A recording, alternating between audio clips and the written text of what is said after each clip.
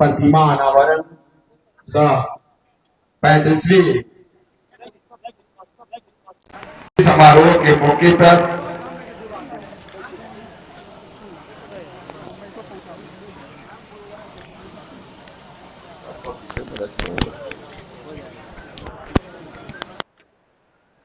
हम सबों के बीच निर्भीक वक्ता और सही में इन पर सूट करता है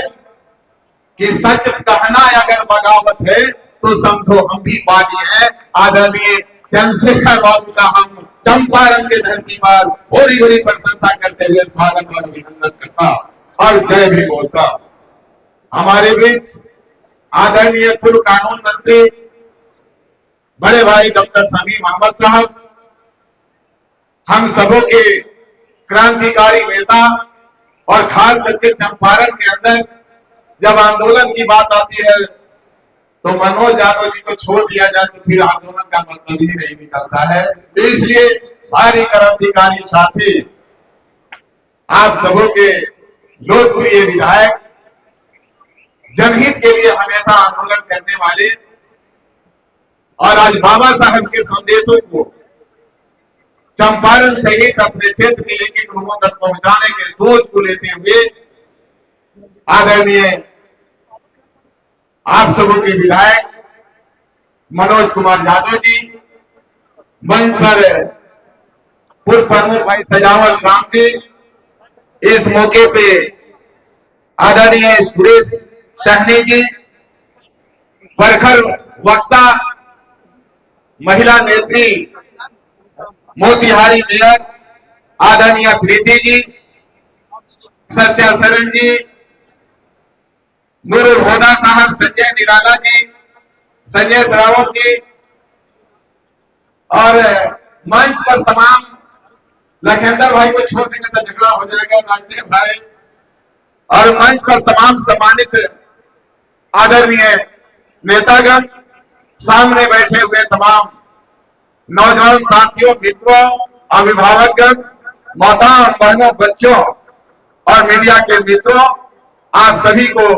स्वागत करते हुए, अभिनंदन करते हुए जय भी बोलना चाहता हूं। साथियों, निश्चित तौर पर आज आपने देखा है कल्याणपुर विधानसभा के अंदर आदरणीय विधायक मनोज कुमार यादव जी के द्वारा यही प्रतिमा अनावरण का कार्यक्रम नहीं हुआ। हम बाहर में थे,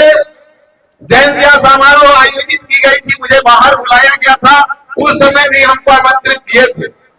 कल्याणपुर में मैं तो यही कहूंगा कि जिला के प्रशासन का चुनौतियां स्वीकार करते हुए और कल्याणपुर में एक मुश्त सभी को लेकर के और जाकर के वैसे जगह पर मूर्ति अनावरण का कार्यक्रम किए जहां पर अनुमति प्रमाण पत्र देने से यह प्रशासन के लोग हिचक रहे थे। इसलिए हम धन्यवाद देना चाहेंगे आपको और निश्चित तौर पर कहना चाहेंगे कि आज हम बहुत ज्यादा बोलेंगे नहीं, क्योंकि हम सभी लोग और आप लोगों के लिए भी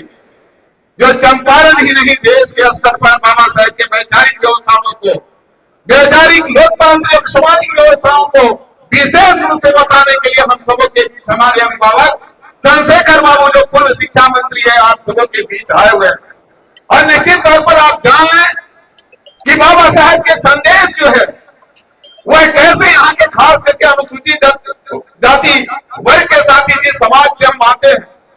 हम एक चीज कहने से मुझे लगता है या नहीं कहना भी बेईमानी होगा कि बाबा साहब ने संवैधानिक अधिकार संविधान के माध्यम से हम सबों को दिया था, लेकिन 1990 के पहले यह पता बेईमानों ने कभी चलने नहीं दिया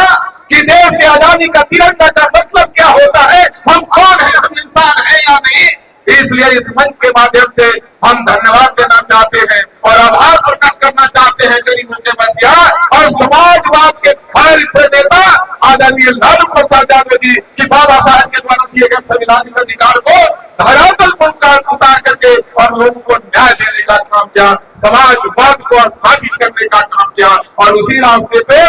आदरणीय तेजस्वी प्रसाद यादव जी, यह पहली वाक्य है कि बिहार का कोई ऐसा पंचायत नहीं राष्ट्रीय जनता दल के द्वारा आदरणीय नेता लालू प्रसाद यादव जी के निर्देशन में तेजस्वी प्रसाद यादव जी के द्वारा यह निर्णय लिया गया